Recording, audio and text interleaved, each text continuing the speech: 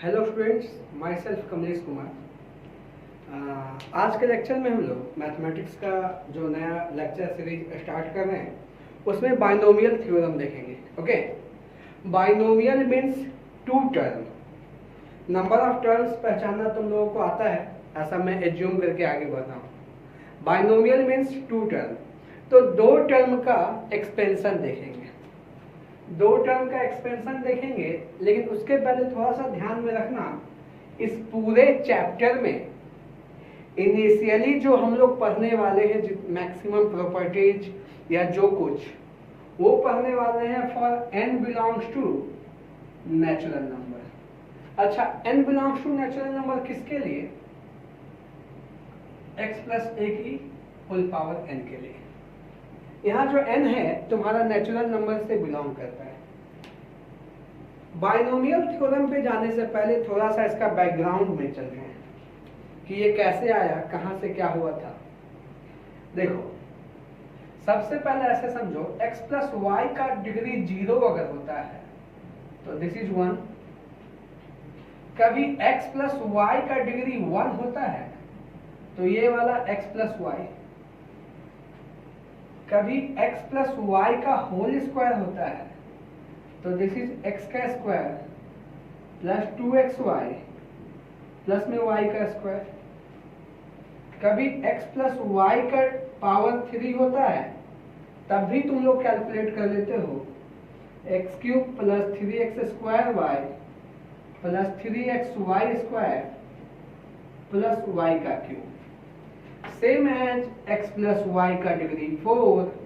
इसके लिए निकालते हैं x प्लस वाई का डिग्री 5। इसके लिए ऐसे करके डिग्री इंक्रीज करते जाएंगे।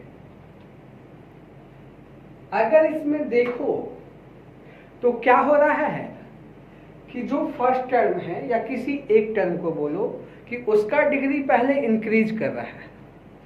देखो, इसका डिग्री ज्यादा है, ठीक है, x का। एक का मैक्सिमम डिग्री, फिर वो डिक्रीज हो रहा है और दूसरे का पावर इंक्रीज हो रहा है। जैसे इसको देखो, x का क्यूब, यहाँ x का स्क्वायर हो गया, यहाँ y का डिग्री 0 था, y का डिग्री 1 हो गया। फिर x का डिग्री 1 कम हुआ तो y 1 बढ़ गया, फिर x खत्म, y बढ़ गया। ओवरऑल कंक्लूजन क्या देखते हैं हम लोग कि जो यहाँ पे टोटल पावर है, जैसे टोटल पावर 3 है, यहाँ पे टोटल पावर 3 है। यहाँ पे देखो 2 और 1 3, 2 और 1 3 3। अच्छा, ये तब है जब यहाँ पे अभी कोई पावर वगैरह अंदर में नहीं है। इन पैटर्न को देखते हुए, इस पैटर्न को देखते हुए एक मैथमेटिशियंस थे पास्कल, उन्होंने पास्कल ट्रायंगल का एक लॉ दिया। वो लॉ क्या कहता है समझेंगे। पास्कल ट्रायंगल, हालांकि ये वाला जो पार्ट है तुम्हारे एग्जाम में नहीं पूछा जाता है, बट फॉर नॉलेज, अगर n इक्वल टू 0 है तो ये वाला तुम्हारा क्या होगा, 1 होगा। अगर n इक्वल टू 1 है, अगर n इक्वल टू 1 है तो ये वाला तुम्हारा कितना होगा, देखो 1 और 1, ठीक है। अगर n इक्वल टू 2 है, कितना है, n इक्वल टू 2 है, उस केस में देखो 1 और इन दोनों का सम मिलाकर के बीच में 2 और एक 1 यहां पे। अगर n इक्वल टू 3 है, ठीक है, तो एक 1 इसके पहले, इन दोनों का सम मिलाकर के 3, फिर इन दोनों का सम मिलाकर के 3 और एक 1 इसके बाद। ये कोएफिशिएंट लिख रहे हैं, ये जो कोएफिशिएंट लिखे थे ना उसको लिख रहे हैं। फिर n इक्वल टू 4 के लिए देखो, एक 1 तो इसके पहले लिखोगे, 1 प्लस 3 4, 3 प्लस 3 6, 3 प्लस 1 4, फिर 1 का 1। फिर ऐसे ही n इक्वल टू 5 के लिए, n इक्वल टू 6 के लिए, ऐसे हम लोग आगे लिख सकते हैं। बट प्रॉब्लम इज दिस, जब तुम्हें बहुत ज्यादा डिग्री दे दे, डिग्री 8, 9, 10 दे दे, उस टाइम पे we will go to stuck. क्या होगा, बहुत लंबा लिखना पड़ेगा, वो थोड़ा सा क्वाइट डिफिकल्ट होगा। अच्छा देखो, इसको मिलाओ। n इक्वल टू 3 में कोएफिशिएंट 1 1, कोएफिशिएंट 3 3, कोएफिशिएंट 3 3, 1 1। डिग्री का तो पहले ही बता दिया था, कैसे देखेंगे, क्यूब हुआ, स्क्वायर होगा, y आएगा, x कम हुआ y बढ़ा, फिर x कम हुआ y बढ़ा, तब तक जब तक टोटल दूसरे वाले का मैक्सिमम डिग्री अचीव नहीं हो पाता है, और इस वाले से कोएफिशिएंट तुम्हें मिल जाता है। तो ये वाला थोड़ा सा लेंदी प्रोसेस हो जाएगा कब, जब डिग्री बहुत ज्यादा हो जाए। तो उस केस के लिए हम लोग बाइनोमियल थ्योरम पढ़ते हैं। इतना बात समझ में आया? बाइनोमियल थ्योरम करेंगे क्यों? कि जब हायर डिग्री का एक्सपेंशन लिखना पड़े उस टाइम पे ये तुम्हारा काम देगा। अब देखो, बाइनोमियल थ्योरम पढ़ने से पहले थोड़ा सा कुछ नोटेशंस तुम्हें बताते हैं, कुछ टर्मिनोलॉजी है जो बेसिक पता होना चाहिए। एक टर्म है फैक्टोरियल। फैक्टोरियल को कुछ लोग यूं भी ऐसे भी डिनोट करते हैं, ऐसे भी डिनोट करते हैं। फॉर एग्जाम्पल 5 का फैक्टोरियल का मतलब हुआ 5 इंटू 4 इंटू 3 इंटू 2 इंटू में 1।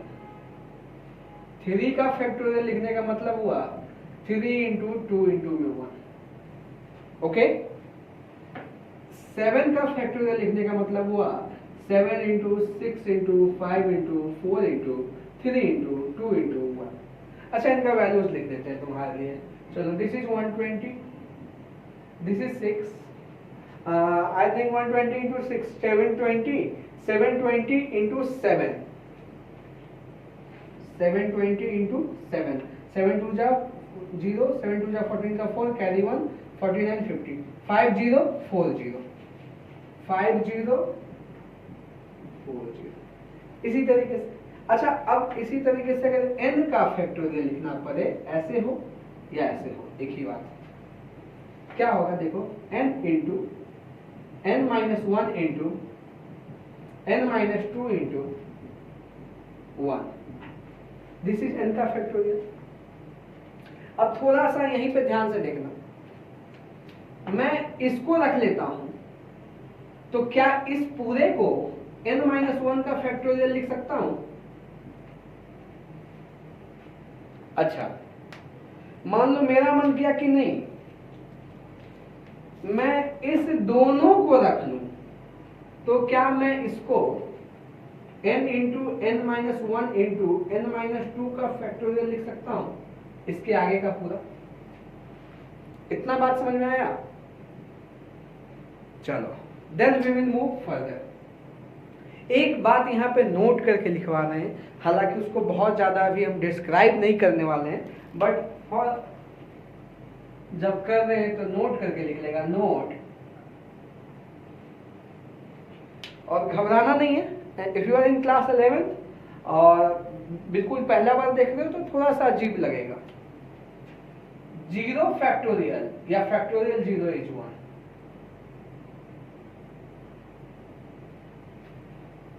अच्छा, यहां से फिर क्या पता चल रहा है, इसको अभी बस पचा लो, समझ लो, ठीक है। We will analyse this factorial 0 in next class कि क्या होता है। ये बेसिकली ये सब अरेंजमेंट्स होते हैं, वहां से आया है। और फैक्टोरियल को फिर हम लोग क्या कह सकते हैं, अगर मान लो कभी बात आई कुछ बोलने के लिए तो फैक्टोरियल को हम लोग कह सकते हैं it is a notation, it is a notation, it is a notation. किसका नोटेशन है भाई?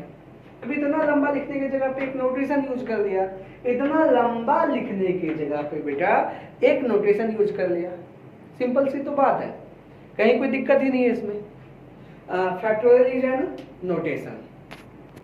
चलो अब एक दो टर्मिनोलॉजी और है, उसको भी समझते हैं, तब उसके बाद हम लोग बाइनोमियल थ्योरम क्या चीज है उस पर फोकस करेंगे। Okay, if you have any doubt then please take a screenshot and ask me for explanation. Okay, next one is very simple and very interesting thing.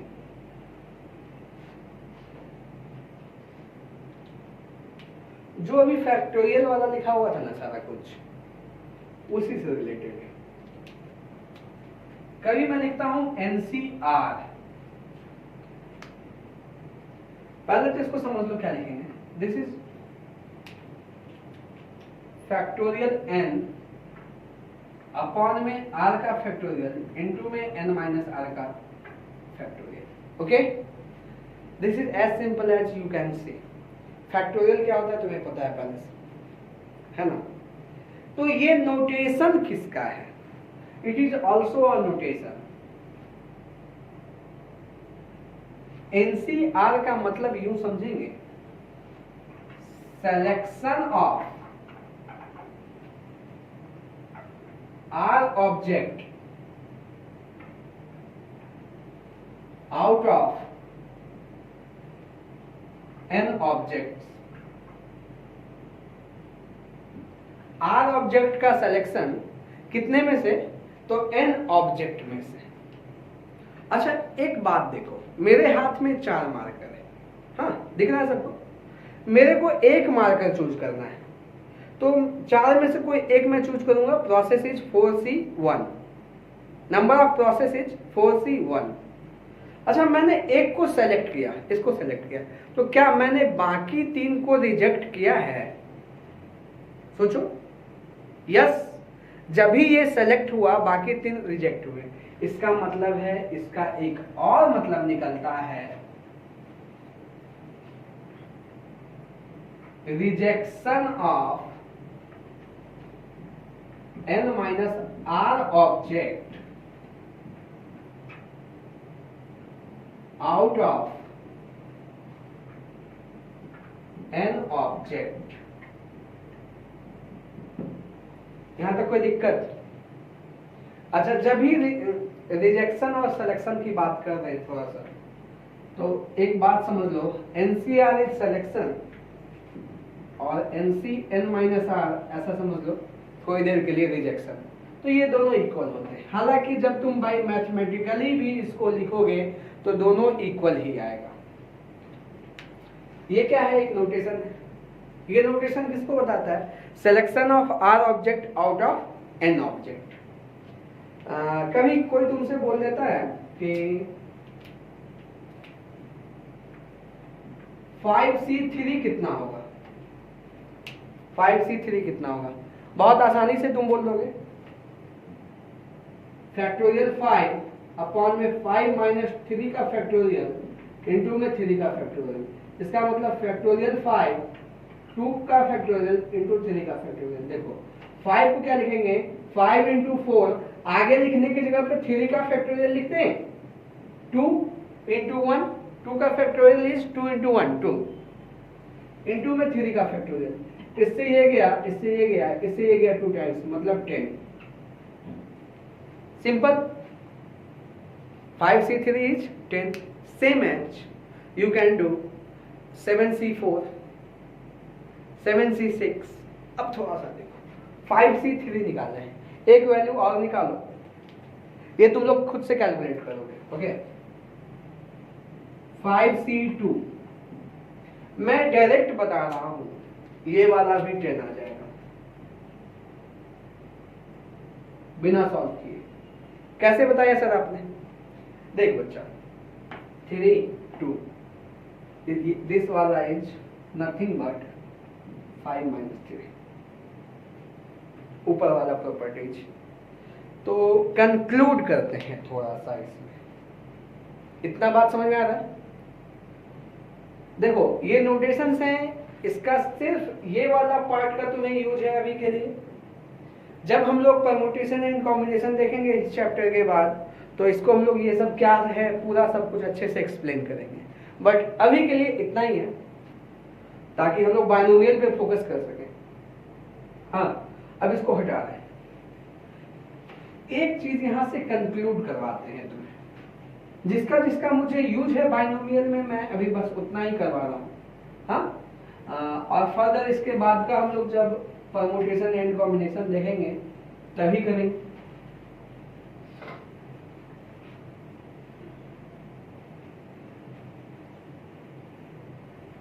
Look at it. If I will write NCX equal to NCY, इसका दो मतलब निकलता है। एक मतलब तो निकलता है x इक्वल टू y, एक और मतलब निकल सकता है और x plus y equal to n।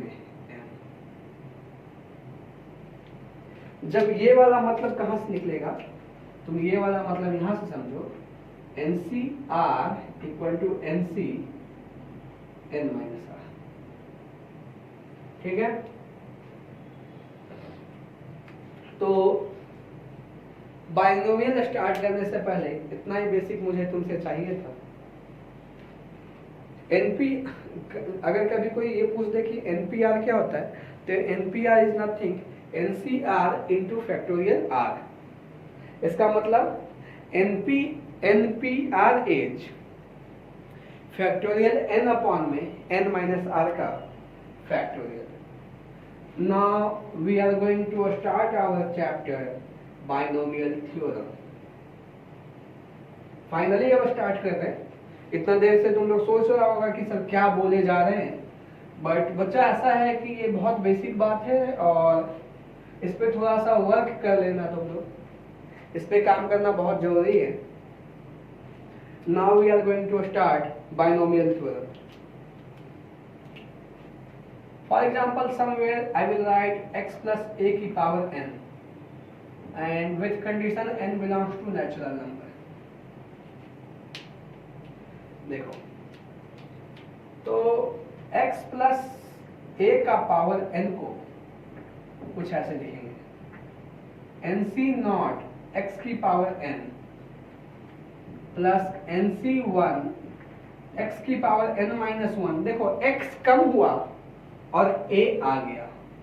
वो जो पास्कल ट्रायंगल में कोएफिशिएंट लिख रहे थे ना, binomial theorem nothing, it will gives you the coefficient, और पावर वाला कॉन्सेप्ट तो सेम ही है।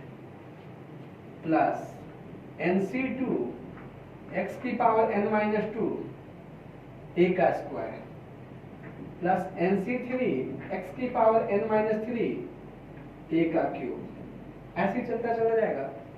And your last term is NCN a की पावर में n। यही है तुम्हारा binomial.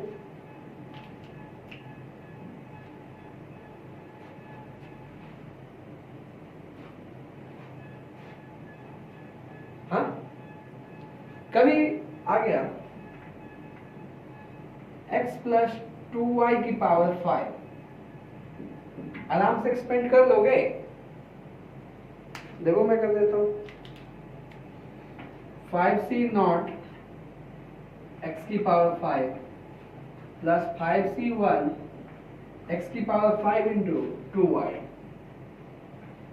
Plus 5c1 sorry 5c2 x की पावर 4 2y का स्क्वायर। ऐसे ही करते करते लास्ट में 5c5 x is finished y 2y का पावर 5। ये कोएफिशिएंट ब्रेक करना सिखा रखा है तुम्हें, ये 2 का डिग्री सॉल्व करने आता है, फाइनली सिंप्लीफाई करके लिख दोगे। But in JEE Main examinations इसका सिंप्लीफिकेशन नहीं पूछता है, ये तो बस मैंने ऐसे ही बताया है कि कैसे एक्सपेंड करेंगे। तो अभी तक का हम लोग इतना कंक्लूड करते हैं बच्चों। जो अगला वीडियो लेक्चर तुम लोग देखोगे ठीक है, इस लेक्चर में इतना ही रहेगा। अगले वीडियो लेक्चर में हम लोग कंक्लूड करेंगे क्या, important points of binomial theorem, कि इसका मिडिल टर्म क्या होगा, नंबर ऑफ टर्म्स कितने होंगे, ठीक है, कोएफिशिएंट क्या होगा, जनरल टर्म क्या होगा, इन सब बातों पे हम लोग काम करेंगे। ठीक है, चलो आज के लिए इतना ही। Okay bye, all the best.